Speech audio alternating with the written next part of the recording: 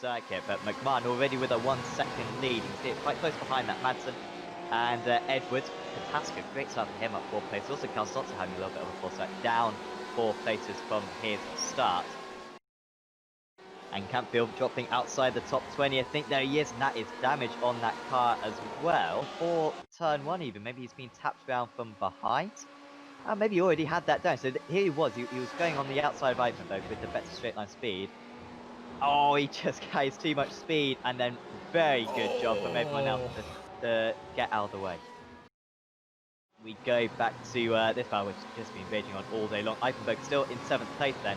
Lee catching up as Lee is defending, in fact, from Pataska in his debut race. Pataska can't get past Lee. I feel like if he can, he might be able to attack Ivanberg just ahead. There goes the Porsche. The 1-2-3 car moves into 8th place.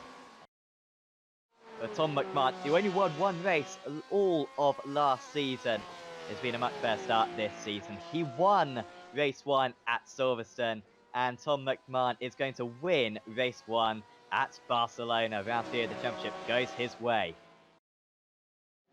Race 4 of the season of this Apex Racing League GT Season 2 is about to get underway. It's an Evo SR front row. Stevens puts his foot down, and we are away for 14 minutes of racing at Barcelona. Could be important, as both those guys were very quick in race 1. Once again, Bob Humphrey looking to the inside, and maybe we'll see a change for the lead straight away into turn 4. Humphrey saw half an opportunity, and he has taken it. As we see a little bit of a replay of a change for 2nd place, in fact, this was. And this was how Tom Stevens actually dropped down the order. He was running in 2nd place and just gets nudged out off the circuit and sliding away and almost making contact with Pataska as well.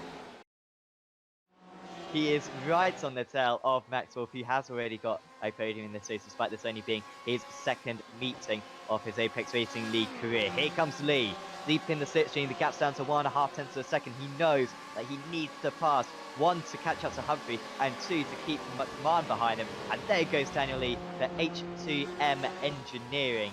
Daniel Lee up into 2nd place. He's managed to get some clear air and get his head down and show the pace that he's got.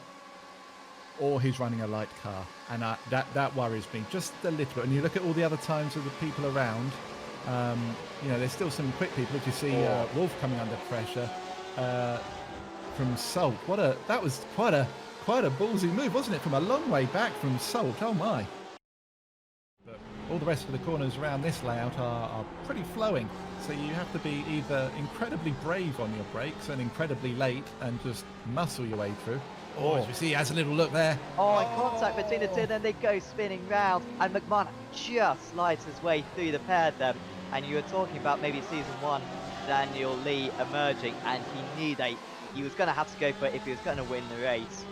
And he did go for it, and it spelt disaster, and that was just too far behind. He didn't have the run coming out of 4, and then he darted to the inside for 5, but yeah. Well, I don't know. Maybe you could argue Humphrey should have left more space. We'll see what the stewards think afterwards. So, he is, driving pretty well at the moment. There goes Johnston. Had a tough race 1 through no faults of his own. Around the outside through 11, this would be a stunning move if he could pull it off. Saul keeping his car on the inside. Should be a better exit for Johnston. He should be able to carry a lot more speed on that outside line through the penultimate corner. Saul still there. Will he keep his nose on the inside for the barn corner? No, he doesn't. And that was that's one of the best moves you'll see all day from Mark Johnston. Very nice to talk to him after the Silverstone round. Whereas James Salt, there's a few adjectives we could describe him about, but none of which would, I think all of which would potentially be defamatory. As Vasyl Kopsika, 1/10 of a second behind, here he goes. Salt proving me completely wrong and being quite nice to him. There he goes, Lee as well, bursting down the inside into turn 1. So a change for 2nd and a change for 4th.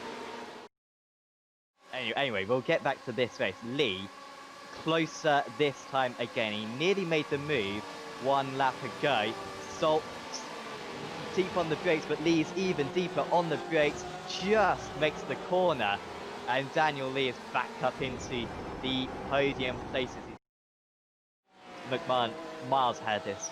He won by over 7 seconds in race 1. Lee could have perhaps challenged him in this race 2, but collision with Bob Humphrey ended any hope of that. And Tom McMahon is going to do his first ever double here. He's going to be the third man in Apex Racing League GT history to do it. And Tom McMahon wins race 2 at Barcelona. 60 points plus 60, 120 points for him today. Vasyl Kopsiko, great drive to finish in second place. And Daniel Lee, well, it could have perhaps been a little bit better, but a third place, his first ever podium in the series.